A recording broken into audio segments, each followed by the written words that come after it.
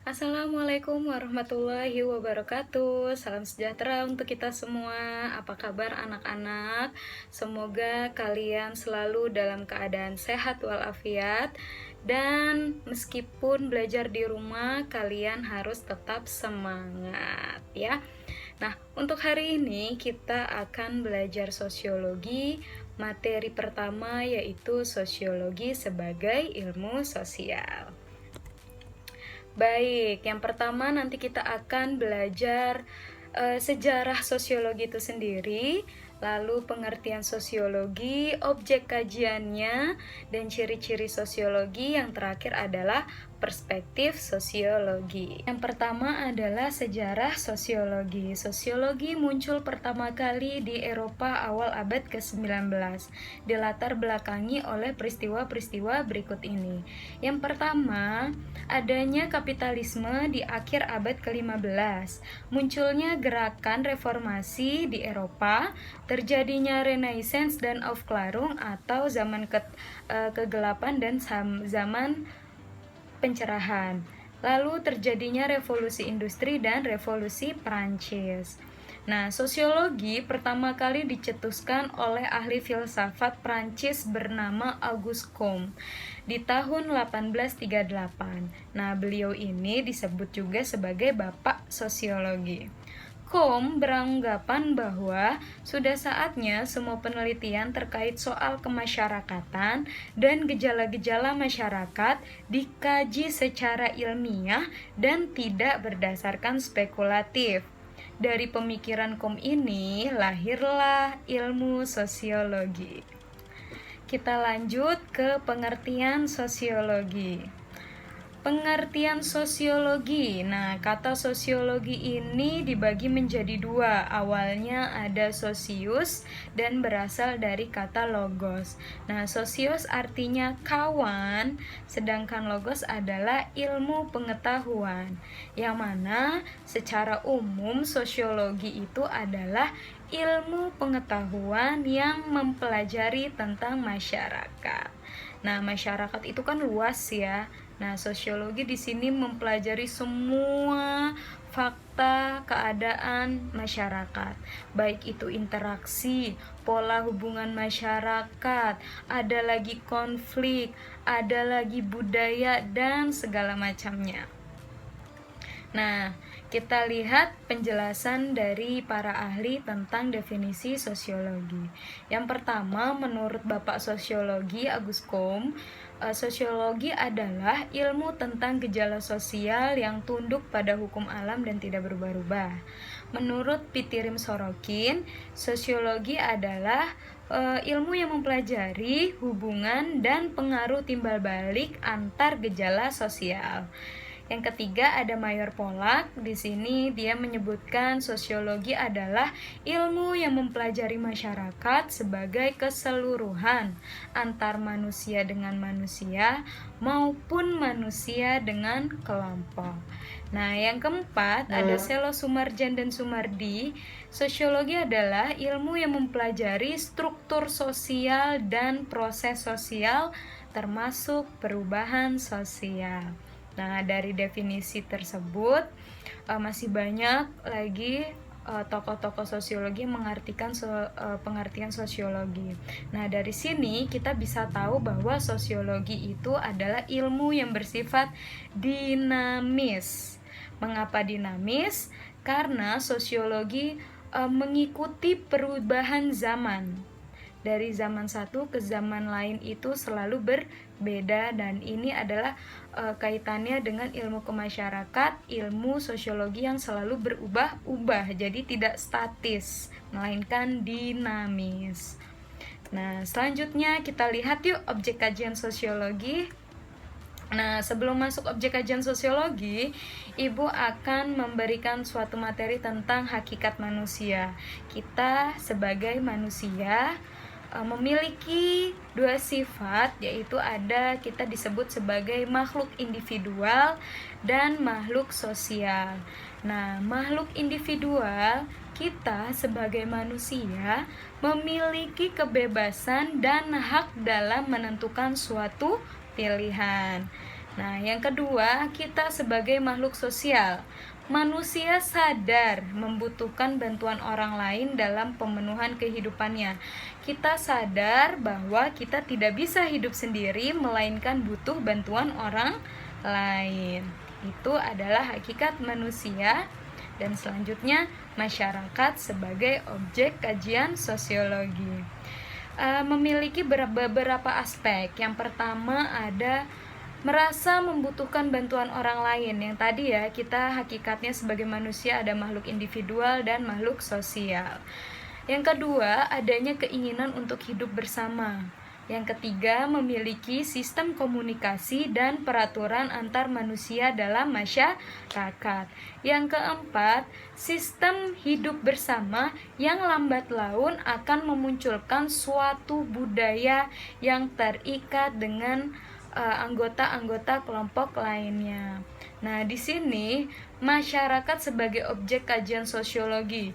Jadi, labnya, laboratoriumnya sosiologi adalah masyarakat. Kita akan belajar masyarakat, ilmu tentang masyarakat secara keseluruhan dan objektif. Nah, kita akan masuk ke bagian 4, yaitu ciri-ciri sosiologi mencari ilmu.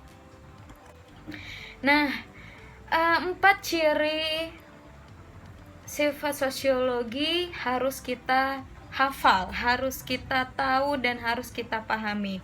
Yang pertama ada empiris, teoritis, kumulatif, dan non-etif. Secara gampangnya kalau ibu menyebutnya etokonon. Empiris, teoritis, kumulatif, dan non-etis. Ingat-ingat ya. Masuk ke empiris tadi ya, etokonon. E-nya itu adalah empiris. Empiris di sini adalah kajian yang berdasarkan observasi secara nyata dan tidak spekulatif. Observasi apa sih? Observasi adalah pengamatan secara langsung. Ya, jadi tidak spekulatif atau tidak boleh menduga-duga. Kita lihat contohnya. Ketika kita ingin meneliti tentang kemacetan kota Jakarta. Nah, penelitian ini harus didasari dari penglihatan atau observasi kita secara langsung. Karena kita melihat dan sadar bahwa kota Jakarta ini tingkat kemacetannya ini lebih tinggi daripada kota-kota lainnya. Nah, kita ingin meneliti ini. Mengapa kota Jakarta itu macet? Ya, dan tertinggi tingkat kemacetannya. Kita akan meneliti itu. Jadi, kita harus sesuai dulu. Kita harus melihat, benar nggak sih ini Jakarta macet? Kalau ternyata Jakarta nggak macet, berarti kita nggak boleh meneliti tentang kemacetan kota Jakarta. Kalau kita melihat, oh ternyata kota Jakarta nih macetnya, tingkat kemacetannya tinggi. Nah, kita mau meneliti kenapa? Mengapa kemacetan kota Jakarta ini lebih tinggi dari kota-kota lainnya, atau apa sih yang menyebabkan kota Jakarta macet? Seperti itu. Jadi kita harus berdasarkan observasi langsung melalui pengamatan kita. Ada bukti dan ada faktanya. Nah, yang kedua ada teoritis. Teoritis yaitu menyusun abstraksi dari hasil-hasil observasi, disusun secara logis menjadi sebuah teori guna menarik kesimpulan dari pengamatan empiris. Ya, kita akan melanjutkan contoh yang tadi. Penelitian tentang kemacetan Jakarta. Setelah kita melakukan observasi dan pengamatan tentang mengapa kota Jakarta ini macet, lalu kita susun hasil-hasil observasi tadi, menyusun abstraksi tadi tentang kemacetan Jakarta, sehingga kita bisa menarik suatu kesimpulan bahwa kemacetan Jakarta ini termaksud ke dalam suatu permasalahan sosial di perkotaan. Ya, jadi nanti kita bisa tahu sebabnya kota Jakarta macet. Kita tahu dampak yang ditimbulkan. Jadi disusun secara logis, ya. Selanjutnya, kumulatif. Kumulatif ini dibentuk berdasarkan teori atau penelitian yang ada sebelumnya Dan teori ini dapat diperbaiki maupun memperluas dari teori yang lama. Contohnya, dari penelitian yang tadi itu tentang kemacetan Jakarta, dapat dibentuk atau kita melihat dari teori-teori sebelumnya ternyata masuk ke dalam permasalahan sosial. Nah, teori yang sebelumnya ini atau bahkan terdapat fakta-fakta yang baru. Ketika kita mengkaji tentang kemacetan Jakarta ini, terdapat fakta-fakta yang baru dan dapat memperluas teori-teori permasalahan sosial yang ada di teori sebelumnya. Jadi, teori yang lama bisa tergantikan oleh teori-teori baru dari adanya fakta yang sudah ditemukan dari suatu penelitian atau kajian. Nah, yang terakhir adalah non-etis, yang mana tidak menilai baik buruknya suatu fakta, melainkan menjelaskan fakta-fakta sosial secara analitis. Di sini kuncinya, si peneliti tidak boleh menjudge baik atau buruk suatu gejala sosial atau fakta sosial yang ada, melainkan dia harus menjelaskan, memaparkan secara analitis. Nah, contohnya dari penelitian tentang kemacetan Jakarta yang tadi, seorang peneliti harus memiliki sudut pandang yang luas, tidak boleh menjustifikasi baik atau buruknya fakta yang sedang mereka kaji. Baik, selanjutnya kita masuk ke perspektif sosiologi. Ada 4 perspektif atau sudut pandang dalam kajian ilmu sosiologi. Yang pertama adalah evolusionis, fungsionalis, interaksionalisme, dan perspektif konflik. Kita mulai yang pertama, yaitu perspektif evolusionis. Nah, perspektif ini adalah perspektif yang paling awal dalam ilmu sosiologi. Nah, dalam evolusionis di sini mencari pola perubahan dan perkembangan yang muncul dalam masyarakat. Di sini juga bercirikan perubahan masyarakat bergerak maju atau linear. Nah, di sini ada tokoh yang menggunakan sudut pandang atau perspektif evolusionis. Yang pertama ada Auguste Comte dan Herbert Spencer. Nah, contohnya seperti teorinya Auguste Comte yang memandang ada 3 golongan masyarakat. Di sini masyarakat yang maju atau linear. Dari teorinya Auguste Comte yaitu teologis, metafisik, dan positivistik. Nah, dari setiap masyarakat itu tumbuh berkembang dan bergerak maju, linear atau mengalami perubahan. Yang perubahannya itu adalah bersifat maju. Terus yang kedua ada perspektif fungsionalis. Nah, perspektif ini atau sudut pandang ini memiliki aspek-aspek berikut ini. Yang pertama, masyarakat tidak bisa hidup kecuali anggota-anggotanya mempunyai persamaan persepsi, sikap, dan nilai. Yang kedua, setiap bagian mempunyai kontribusi. Yang ketiga, masing-masing bagian saling berintegrasi dan memberi dukungan. Yang keempat, masing-masing bagian memberi kekuatan sehingga keseluruhan masyarakat menjadi stabil. Nah, fungsionalis ini beranggapan bahwa masyarakat itu menjadi satu bagian yang mana bagian-bagian di dalamnya saling bekerja sama, mempunyai satu persepsi yang sama, mempunyai sikap dan nilai yang sama, dan berintegrasi atau menciptakan satu keutuhan sehingga masyarakatnya itu menjadi stabil. Nah, tokoh penganutnya di sini ada Talcott Persson dan Kingsley Davis. Selanjutnya kita akan masuk ke perspektif interaksionalis. Nah, perspektif ini diyakini memiliki perasaan dan pikiran yang sama. Manusia dianggap mampu membuat, menafsirkan, merencanakan, mengontrol lingkungannya sendiri.